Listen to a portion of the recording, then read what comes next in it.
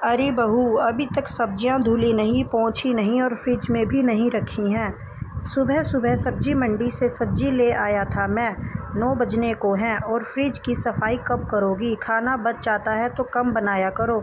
यह अरबी की सब्जी परसों की है ना, कल ही ख़त्म करनी चाहिए थी। चंद्र प्रकाश दीक्षित जी फ्रिज खोले खड़े थे। कमरे में 2 साल की मीठी को संभालते हुए शुभांगी एकदम से घबरा गई। सुबह से काम में लगी हुई है, अब मीठी उठ गई है तो उसके साथ भी लगना होता है, तो सब्जियां रखने का समय नहीं मिला।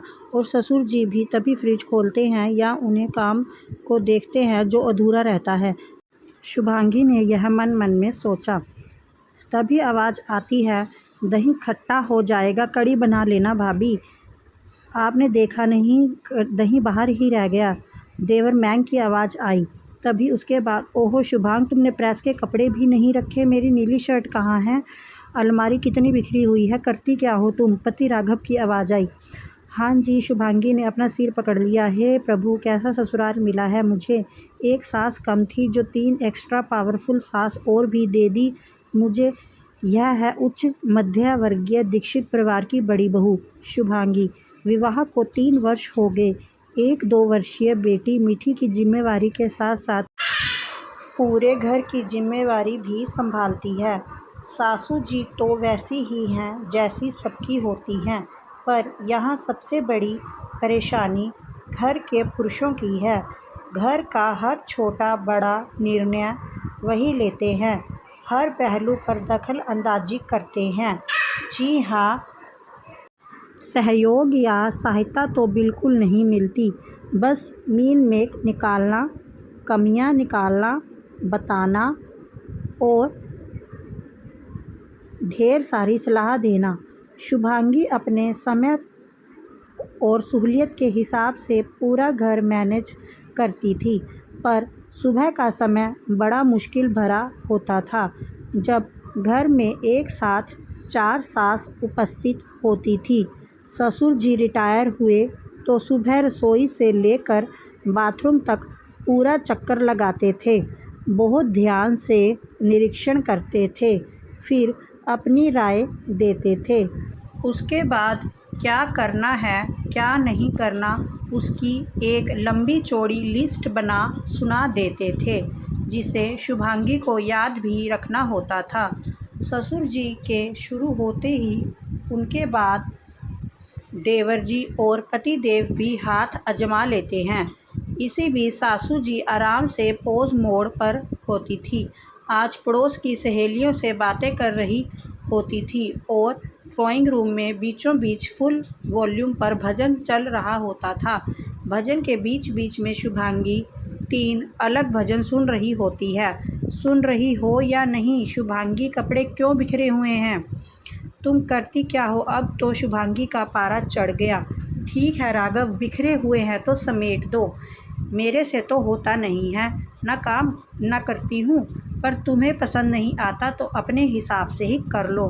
मन तो कर रहा है कि ससुर जी को भी क्या कि आप ही घर देखिए। बाद में राघव बाथरूम में नहाने चले गए। शुभांगी ने मीठी को तैयार किया और बाहर लेकर आ गई।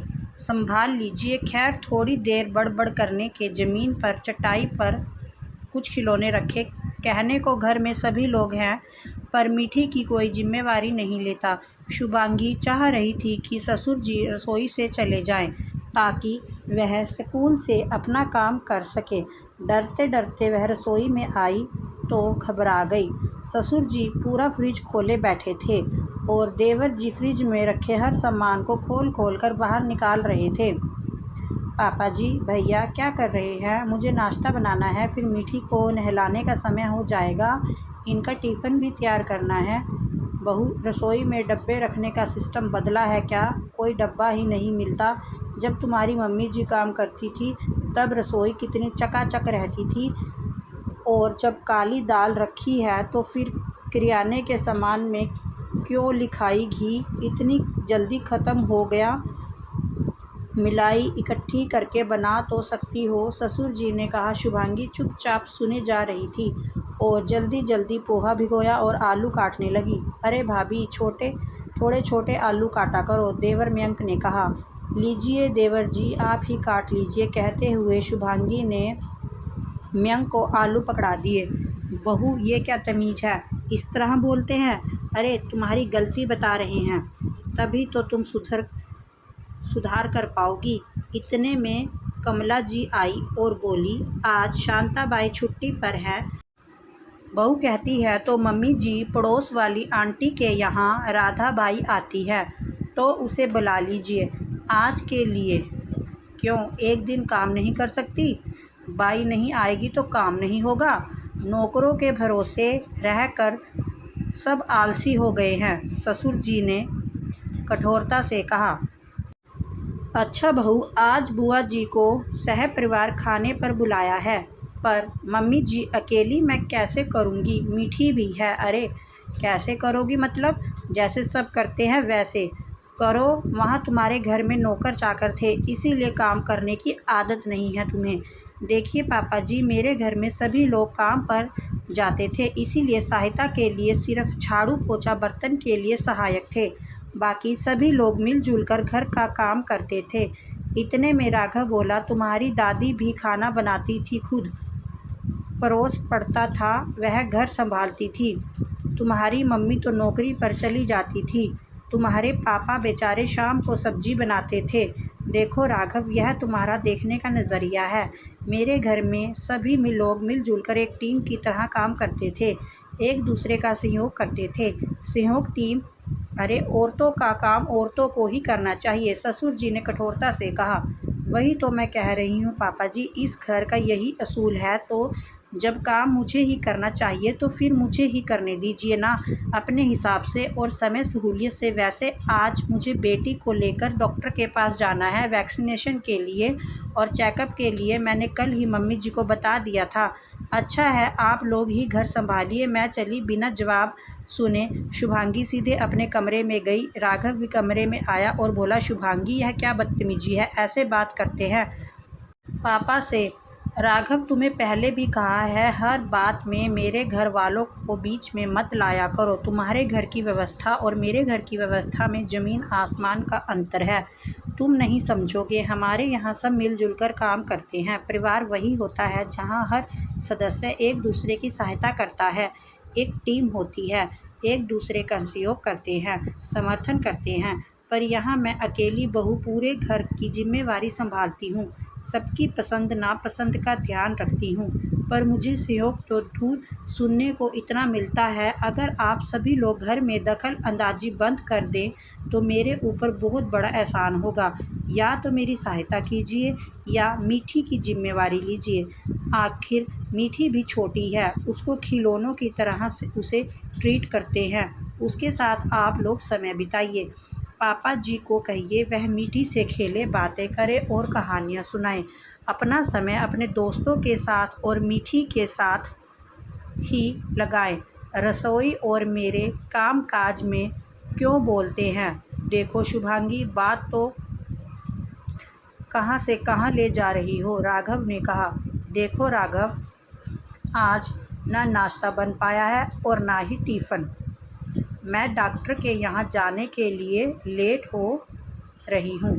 पापा जी हैं, उन्हें संभालने दो घर। देवर जी भी साथ दे देंगे। तुम भी लेट हो रहे हो, मुझे डॉक्टर के यहाँ छोड़कर चले जाना। उधर दीक्षित परिवार में चंद्र प्रकाश जी की बड़ी बहन मुक्ता जी पहुँची। चंद्र प्रकाश जी ने पूरी रामायण अपनी बहन को सुनाई। यह सुनकर मुक्ता जी खिलखिलाकर हंस पड़ी। अरे चंदू, तू कब सुधरेगा? पहले भाभी तुझसे परेशान थी और अब बहू को भी नहीं छोड़ा। तू तो उसका ससुर है, सास बनना छोड़ दे। तेरी देखा देखी मैक और राघव भी बिल्कुल तेरे जैसे बन गए हैं।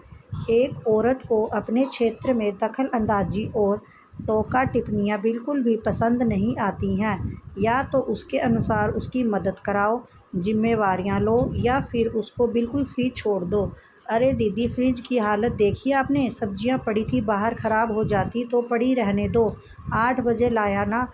बहू तो बिजी थी, वह 2 घंटे बाद रख लेती, पर काम तो कर रही है ना अपने हिसाब से।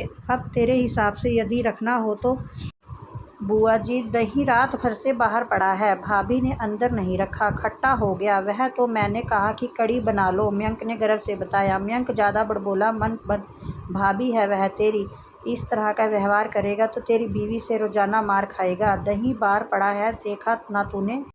तो तू रख देता। भाभी को बताना मतलब तू उनकी गलती निकाल रहा है। कितना बुरा लगा होगा उसे। तू उससे छोटा है तो उसे कड़ी बना लेना ऑर्डर देगा तू? ऐसे भी तो कह सकता है, भाभी समय मिले तो कड़ी बना लीजिएगा। अब क्या बनाना है क्या नहीं, इसका फैसला शुभांगी पर छोड़ दो। इतने नखरे क्यों करते हो? अगर आज कमला या शुभांगी तुम्हारी दुकान पर आकर टोका टिप्पणियाँ करे, गलतियाँ बताएं, तुम्हारे आसपास घूमती रहे, तुम्हें कैसा लगेगा? यह सुनकर चंद्रप्रकाश जी और मयंक चुप हो गए। चलो, राघव की क्लास तो शाम को लूँगी, उसे समझाऊँगी। मैंने की मदद किया कर, फालतू बोला मत कर। अब उसके पास एक बच्चे की जिम्मेदारी भी है। बेटी के साथ समय बिताओ। और मयंक, तू भी घर के काम काज सीख ले तो तू खुश रहेगा। घर की जिम्मेवारी पति पत्नी दोनों मिलकर उठाते हैं, नहीं तो पत्नी यह कह चली जाएगी कि ससुर जी संभालो घर, मैं चली उधर। शुभांगी परेशान होकर अपनी सहेली के घर गई। शाम को जब लौटी तो घर की काया ही पलट गई थी। रसोई से पकवानों की खुशबू आ रही थी। मुक्ता जी और कमला जी खाना बना रही थी। ससुर जी और मयंक टेबल जमा रहे थे। अरे बहू आ गई, आ जाओ, फ्रेश हो जाओ, हमें मीठी को दे दो, हम संभाल लेंगे उसे। ससुर जी, आप ही संभालिए इसे, कहते हुए शुभांगी अपने कमरे में आ गई। वह समझ गई थी कि वह सब मुक्ता बुआ का जादू है। मन ही मन बुआ को धन्यवाद दिया। मुक्ता वक्त दूसरे शहर में रहती थी, कभी कभार आती थी, पर आज शुभांगी ने शायद कुछ ज़्यादा ही सबको सुना दिया था। इसकी शिकायत सब ने मुक्ता बुआ से की थी और मुक्ता बुआ ने यह रास्ता समझाया था। तो दोस्तों, घर में कई बार पुरुष लोग बेवजह ही दखल अंदाजी करते हैं, गलतियां निकालते हैं, कमियां बताते हैं। इससे बेहतर है कि घर में सहायता करवाएं, अपना काम खुद कीजिए। इससे बेवजह के तनाव और परेशानियों से निजात मिलेगी। आपको क्या लगता है? क्या आपको भी ऐसी परिस्थितियों का सामना करना पड़ा है जब घर में पुरुष आपके काम-काज और काम करने के तरीके में दखल अंदाजी या हस्तक्षेप करते हैं और कमियां निकालते हैं? कमेंट करके ज़रूर बताइए। और कहानी अच्छी लगी हो तो प्लीज़ लाइक करें।